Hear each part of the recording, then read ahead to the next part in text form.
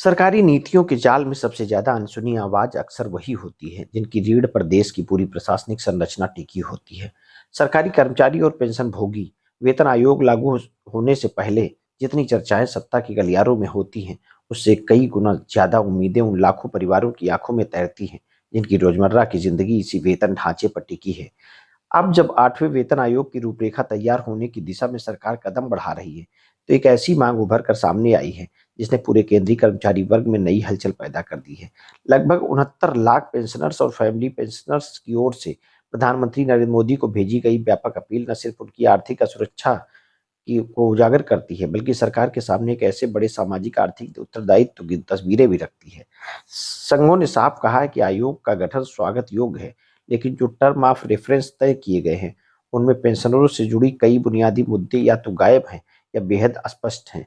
Pension संशोधन की स्पष्ट तारीख का अभाव, पेंशन समानता पर कोई दिशा निर्देश न होना और विभिन्न पेंशन योजनाओं के भविष्य को लेकर अनिश्चितता, ये सभी बातें उन लाखों रिटायर कर्मचारियों की चिंता बढ़ाती है जो उम्र के इस पड़ाव पर सुरक्षा चाहते हैं।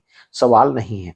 संघों का आग्रह है कि 8वें वेतन आयोग 1 जनवरी 2026 से लागू हो और इसमें पेंशन की पुनर्समीक्षा की संवैधानिक अधिकार के रूप में सम्मान मिले, न कि किसी राजकोषीय बोझ की श्रेणी में डाल दिया जाए।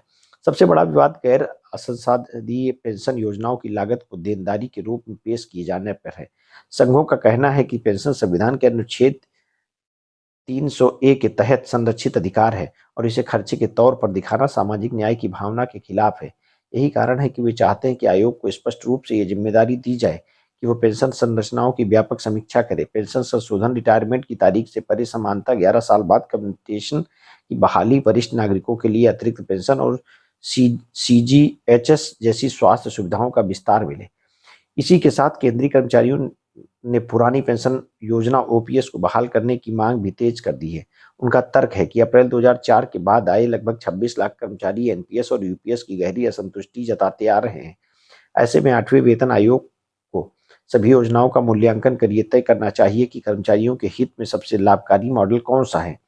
मुद्रास्फीति की मार झेल रहे कर्मचारियों और पेंशनरों ने 20% अंतरिम राहत की मांग रखी है, ताकि आयोग की लंबी प्रक्रियाओं के 20 लाखों परिवारों का मनोबल कमजोर ना पड़े। यही नहीं, स्वायत्त संस्थानों, वैधानिक निकायों और ग्रामीण डाक सेवकों को भी 8वें वेतन आयोग के दायरे में शामिल करने की मांग की गई है, क्योंकि ये सभी सरकारी ढांचे का अभिन्न हिस्सा है और उन्हें अलग श्रेणी में रखने से उनके न्यायसंगत अधिकार प्रभावित होंगे। कुल मिलाकर ये अपील सिर्फ वेतन सुधार का आग्रह नहीं, बल्कि यह एक बड़े सामाजिक संकल्प की मांग है। उस वर्ग की सुरक्षा सुनिश्चित करने का संकल्प जिसने जीवन भर सरकारी ढांचे को चलाए रखा। जब सरकार विकास, अर्थव्यवस्था और कल्याणकारी योजनाओं की बात करती है, तब ये सवाल भी सामने आता है कि सेवा के बाद सुरक्षा का एहसास किस हद तक सुनिश्चित किया गया है। 8वें वेतन आयोग को लेकर दी गई ये व्यापक अपील इसी महत्वपूर्ण विमर्श को केंद्र में लाती है और सरकार से यह अपेक्षा रखती है कि ये सिर्फ आर्थिक गणना नहीं, बल्कि मानवीय संवेदनाओं को प्राथमिकता दें।